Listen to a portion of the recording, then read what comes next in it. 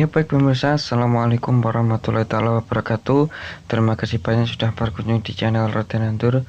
Pada kesempatan kali ini saya akan membagikan sebuah informasi menarik mengenai pengaplikasian kapur dolomit di sebuah bendengan ataupun lahan yang tentunya nanti akan saya tanami porang. Jadi untuk teman-teman silakan menyimak video berikut ini sampai awal sampai akhir agar biar bisa dimengerti untuk oleh semua oknum penonton maupun pengunjung. Ya, mudah-mudahan kita semua masih diberi kesehatan, umur panjang, alhamdulillahirabbil alamin. Ya, silakan disimak ya pemirsa. Oke pemirsa, jadi tentunya hal yang harus kita persiapkan untuk pengaplikasian kapur dolomit itu apa saja. Jadi perlu kita ketahui terlebih dahulu untuk harga di kapur dolomit itu berapa dan bagaimana caranya kita itu mengaplikasikan kapur dolomit di sebuah perkarangan rumah kita ataupun di lahan kita. Jadi tentunya ya pemirsa, ini sudah saya beri kapur dolomit ataupun kapur pertanian. Nah, fungsi dari kapur dolomit itu sangat banyak sekali. Di antara kegunaan dari kapur ini adalah yang paling dasar itu untuk menetralkan pH tanah. Nah, jadi kita siapkan ini. Nah, ini kapur dolomit pemirsa, saya beri contoh ini dari Petroganik Kebumas kapur pertanian. Ini untuk takaran 50 kg. Jadi waktu saya beli itu dibanderol dengan harga 24.000. Nah, untuk penaburannya itu seperti ini. Jadi tidak perlu kita langsung buang sebanyak-banyaknya untuk kapurnya. Jadi harus takarannya usahakan seperti ini pemirsa, caranya itu harus sampai merata. Setelah itu kan di daerah sini sudah terdapat hujan, jadinya saya sudah menaburkan sebelum hujan. Jadi waktu penaburan untuk pengaplikasian itu sebelum hujan ataupun sudah hujan juga bisa, tetapi ada yang bilang baru bisa 1 bulan kita pakai. Tentunya hal tersebut itu sangat lama sekali, jadinya ya kita lebih baik mengawali daripada mengakhiri sebelum menabur. Setelah itu ini nanti kita taburkan kapur dolomitnya setelah kita selesai membuat bendengan. Nah, setelah selesai membuat bendengan, alangkah baiknya kita langsung menaburkan kapur dolomit ataupun kapur pertanian. Kalau kapur dolomit 10 kilo untuk di daerah saya itu kurang lebih harganya 15.000 kalau tidak salah pemirsa. Nah, jadi waktu itu saya beli tidak ada kapur dolomitnya, adanya kapur pertanian.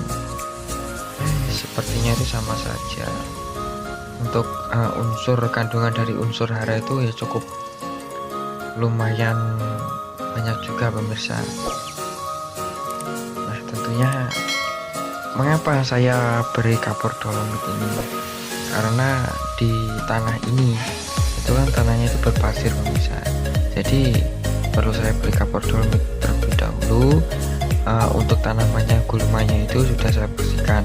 Nah, setelah itu ini nanti selang beberapa hari, kurang lebih 3 hari, bibit porang akan saya tanam di dalamnya.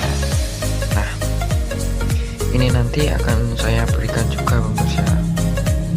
Jadi kalau tidak kita beri kapur dolomit itu menurut saya itu kurang maksimal, karena banyak juga hama-hama ataupun tumbuh-tumbuhan liar yang tumbuh di daerah sini, dan tentunya ini banyak sekali tumbuhannya kecil-kecilnya sudah tumbuh. Jadinya perlu saya netralkan terlebih dahulu agar supaya nanti kedepannya itu bisa lebih maksimal lagi dalam penanaman bibit porang. Kalau untuk lahan 1 hektar, semisal kalau kita mempunyai lahan 1 hektar, mau kita tanami porang, tetapi apakah perlu cukup banyak kapur dolomit? Sebetulnya itu tidak sama sekali, karena dari kapur dolomit itu karena dari tanah semeter 1 hektar itu tanahnya itu lebih jelasnya lagi itu kita bisa mengecek menggunakan pH tanah, pemirsa. Oke, apabila teman-teman mau bertanya silakan klik komentar, kita santai saja terlebih dahulu. Jika teman-teman ada yang kritik dan sarannya saya terima dengan baik.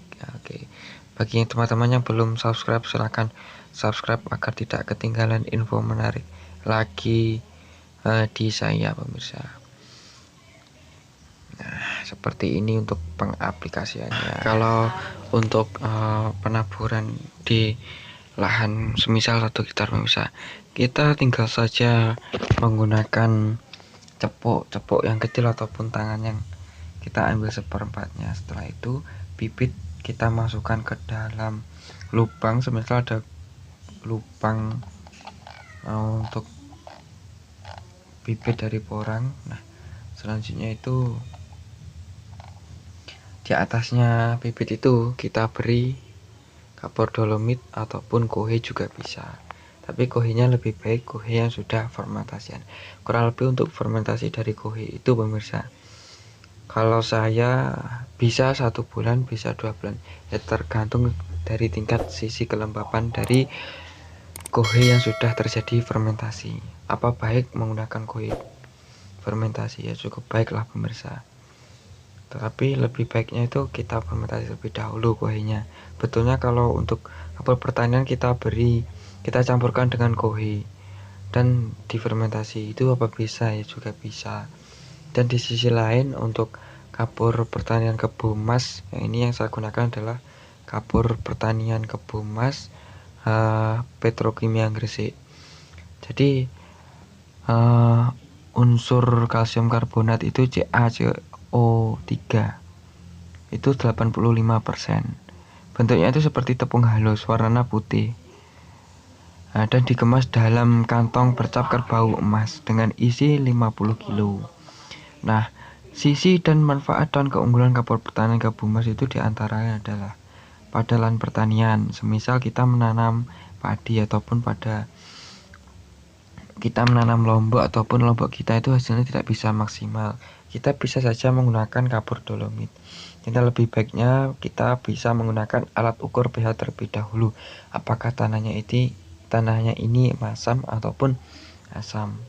Selanjutnya itu pada lahan pertanian, pemirsa, itu untuk meningkatkan pH tanah menjadi netral, sehingga meningkatkan ketersediaan unsur hara dalam tanah, menetralisir senyawa-senyawa beracun baik organik maupun non-organik, dan tentunya merangsang populasi dan aktivitas mikroorganisme pada tanah. Nah, pada tanaman di sisi lain itu untuk memacu pertumbuhan akar dan membentuk perakaran yang baik, membuat tanaman lebih hijau dan segar serta mempercepat pertumbuhan, meningkatkan produksi dan mutu hasil panen. Nah, pada tambak, semisal kita kita mempunyai tambak ataupun lahan air. Nah, fungsinya yaitu mempertinggi pH pada tambak yang rendah, menyediakan kapur untuk ganti kulit, memberantas hama penyakit, serta mempercepat proses penguraian bahan organik, meningkatkan kelebihan gas asam arang CO yang dihasilkan oleh proses pembusukan. Nah, selanjutnya itu pada ikan dan udang. Dengan kondisi air dan tanah yang baik akan mempercepat perkembangan ikan dan udang serta mempermudah reproduksi, meningkatkan produksi ikan dan udang. Jadinya di sisi lain dampak dari sisi manfaat keunggulan kapur pertanian kebo emas itu sangat relatif positif sekali, pemirsa. Ya, mungkin dari pemirsa ada yang bertanya, silakan klik komentar sebanyak-banyaknya. Dan apabila teman-teman memiliki di daerah teman-teman ada yang jual kapur dolomit, kurang lebih itu kisaran harga berapa, pemirsa, silahkan klik juga komentarnya kita sama-sama sharing-sharing satu sama lain. Apabila teman-teman jika berminat, silahkan klik subscribe.